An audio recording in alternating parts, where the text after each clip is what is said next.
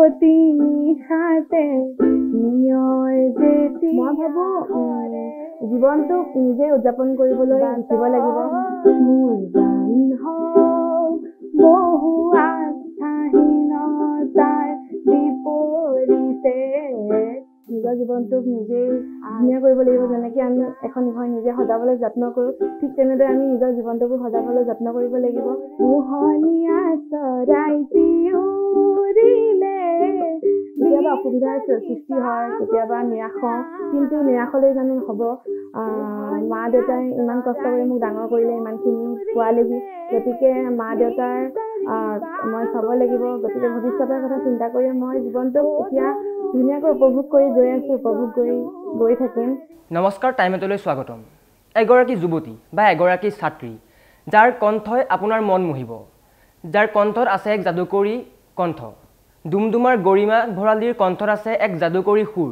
যাৰ জৰিয়তে তেওঁ হেঁপাহ আছে বহু গীত গোৱাৰ আমি পোনপ্ৰথমতে তেওঁক স্বাগতম জনাইছোঁ টাইমেটলৈ অনুষ্ঠানটোৰ আৰম্ভণিতে তোমাৰ পৰা এটা গীত শুনিম হয় মই দীপালী বৰঠাকুৰ বাইদেউ এটি গীত গাবলৈ চেষ্টা কৰিছোঁ বহুখিনি ভুল হৈ যাব পাৰে তাৰ বাবে ক্ষমা বিচাৰিছোঁ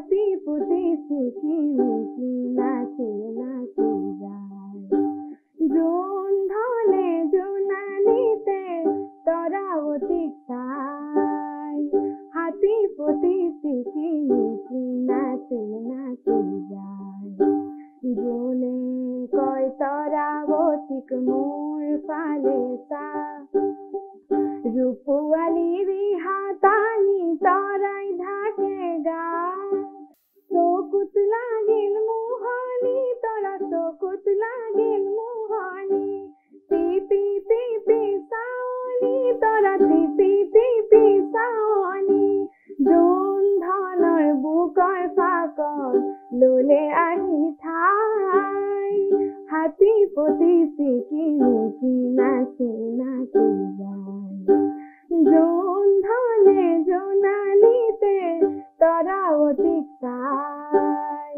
হাতী পতি চিকি মুকি নাচি নাচি যায় হাতী পতি চিকি মুকি নাচি নাচি যায় ধন্যবাদ সঁচাকৈ খুব সুন্দৰ কণ্ঠ তুমি ইমান ধুনীয়াকৈ গান গাব জানা তুমি গান কৰবাত শিকিছিলা নেকি হয় হয় মই প্ৰাথমিক শিক্ষা গ্ৰহণ কৰিছিলোঁ আপোনাৰ শ্ৰদ্ধাৰ প্ৰদীপ দহতীয়া ছাৰৰ ওচৰত তাৰপিছতে কিছুমান অসুবিধাৰ বাবে মই বৰহাবজানৰ কাবেৰী প্ৰপাত্ৰ গোহাঁই গগৈ বাইদেউৰ ওচৰত শিকিলোঁ আৰু আমাৰ ঘৰ মানে কাকপথাৰ চিফ্ট হোৱাৰ কাৰণে বহুত দূৰ হৈ গ'ল সেইবাবে মই আকৌ আপোনাৰ বিশাৰত মই কাকপথাৰ সংগীত মহাবিদ্যালয়ৰ পৰা শেষ কৰিলোঁ তোমাৰ লগত যেতিয়া মই কথা পাতিছিলোঁ তুমি কৈছিলা তুমি বৰ্তমান পঢ়ি আছা তো পঢ়াৰ সমান্তৰালকৈ তুমি সংগীত সাধনাও কৰি গৈছা দুইটা বস্তু সমানে চলাই নিওঁতে তুমি কিছুমান অসুবিধাৰ সন্মুখীন হ'ব পাৰা তো কি কি অসুবিধাৰ সন্মুখীন হৈছা তুমি তেনেকে ইমান এটা অসুবিধাৰ সৃষ্টি হোৱা নাই যদিও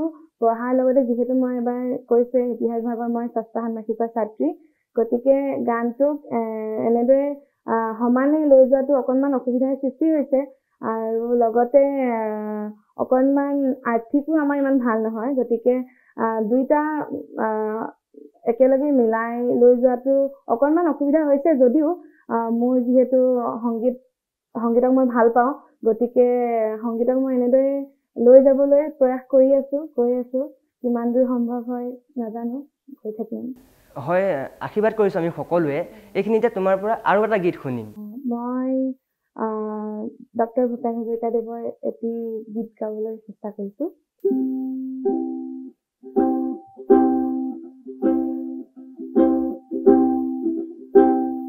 মোৰ গান হওক বহু আস্থাহীনতাৰ বিপৰীতে আস্থাৰ গান মোৰ গান হওক কল্পনা বিলাসৰ বিপৰীতে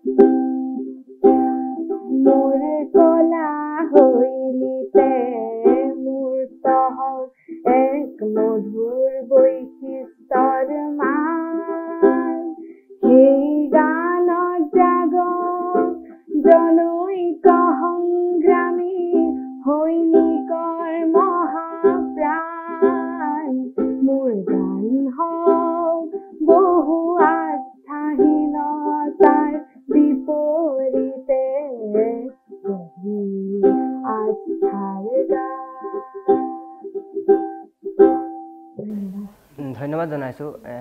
তুমি ইমান ধুনীয়াকৈ কালজয়ী যিসমূহ গীত ভূপেন হাজৰিকাদেৱৰে হওক বা দীপালী বৰঠাকুৰ বাইদেউৰে হওক তেওঁলোকৰ গানসমূহ তুমি চৰ্চা কৰি আছা। তোমাৰ বাবে সংগীতৰ ক্ষেত্ৰখনত অনুপ্ৰেৰণা বা অনুসৰণ তুমি কাক কৰিছা? আচলতে ডক্টৰ ভূপেন হাজৰিকাদেৱে হওক, দীপালী বৰঠাকুৰ বাইদেৱে হওক বা এতিয়া বৰ্তমান দীপেন বৰুৱা ছাৰ আৰু বহুতো আছে, মহেন্দ্ৰ হাজৰিকা ছাৰ, লগতে তৰালি শৰ্মা বাইদেউ।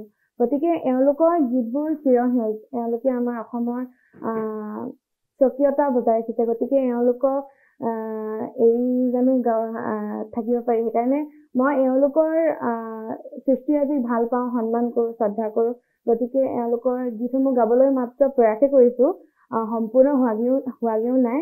গতিকে এতিয়া যিহেতু মই নৱপ্ৰজন্মৰ এগৰাকী ছোৱালী, নৱপ্ৰজন্মকো মই সমানে নিব লাগিব। গতিকে দুয়োটাকে প্ৰয়াস কৰিছোঁ। নাজানো কিমান দূৰ সফল হৈছোঁ, তথাপিও চেষ্টা কৰি গৈ থাকিম। তুমি কৈছিলা অলপ আগত যে আৰ্থিক অৱস্থাকে হওক বা অন্য ধৰণেই হওক কিছু ধৰণৰ বাধাৰ সন্মুখীন সৃষ্টি হৈছে সংগীতৰ ক্ষেত্ৰখনত বা যিকোনো ক্ষেত্ৰত হওক।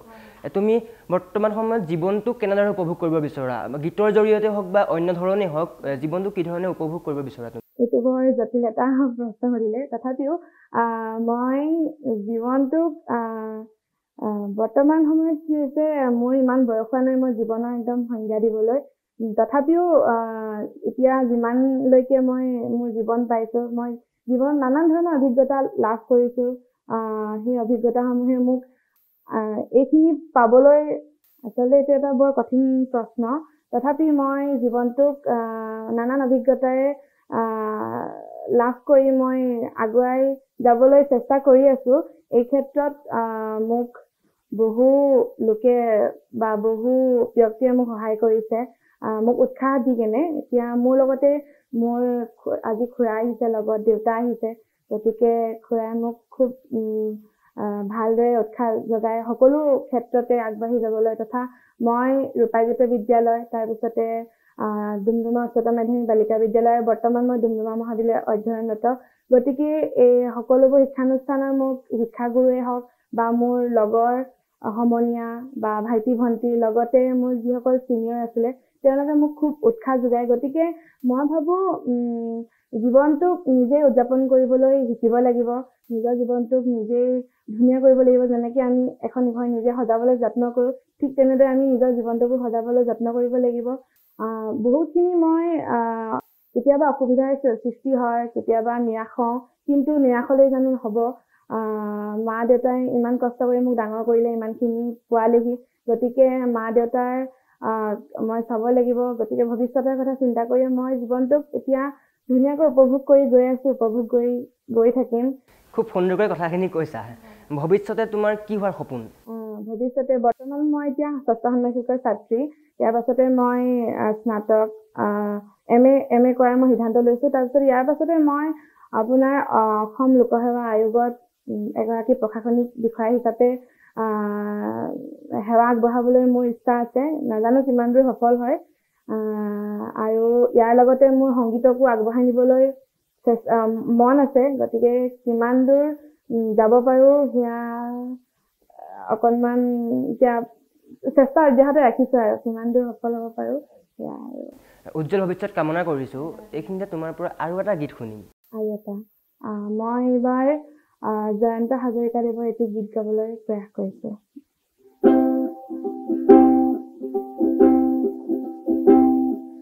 হাৰ পাম মই পুৱতি নিশাতে নিয়ৰ যেতিয়া হৰে, বাটৰ শুকান ধূলিক সেমেকা যিটো প্ৰহৰে কৰে। হাৰ পাম মই পুৱতি নিশাতে নিয়ৰ যেতিয়া হৰে, বাটৰ শুকান ধূলিক সেমেকা যিটো প্ৰহৰে কৰে। আই মোক জগাবি, আই মোক জগাবি,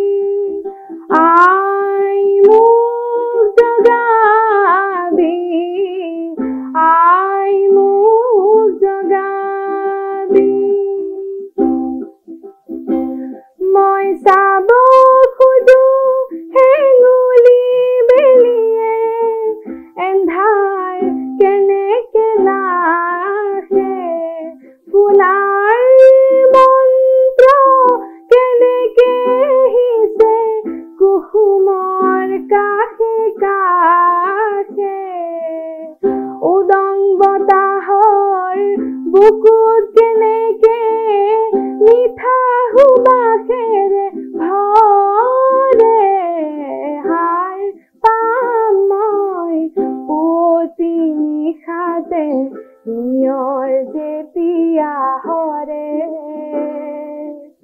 বাটৰ শুকান ধূলিক হেমেকা যিটো প্ৰহৰে কৰে আই মোক জগাবি আই মোক জগাবি আই মোক জগাবি আই মোক জগাবি ধন্যবাদ খুব সুন্দৰ তুমি ইমান ধুনীয়াকৈ সংগীত সাধনা কৰি আছা ইমান ধুনীয়াকৈ গীত গোৱা কিমান বছৰৰ পৰা কিমান বয়সৰ পৰা তুমি সংগীত সাধনা কৰি আছা মই 6মান বছৰৰ পৰাই সংগীত সাধনা কৰি আছো মই প্ৰথমে প্ৰদীপ দহতীয়া ছাৰৰ ওচৰত শিকি আছিলো কৈছোৱে তাৰপিছতে মই আপোনাৰ 2022 চনত বিশাৰত পাছ কৰিলো এতিয়াও বৰ্তমান শিকিয়ে আছো ইমান সফল হোৱাগৈ নাই বহুখিনি শিকিবলৈ বাকী আছে চেষ্টা কৰি আছো আৰু তোমাৰ উজ্জ্বল ভৱিষ্যত কামনা কৰিছোঁ আগবাঢ়ি যোৱা সংগীতৰ ক্ষেত্ৰখনত জীৱনৰ ক্ষেত্ৰখনত আমি অনুষ্ঠানটো সামৰিম অনুষ্ঠানৰ সামৰণিত তোমাৰ পৰা অন্তিমটো গীত শুনি ল'ব বিচাৰিছোঁ মই দীপেন বৰুৱা ছাৰৰ এটি গীত গাবলৈ চেষ্টা কৰিছোঁ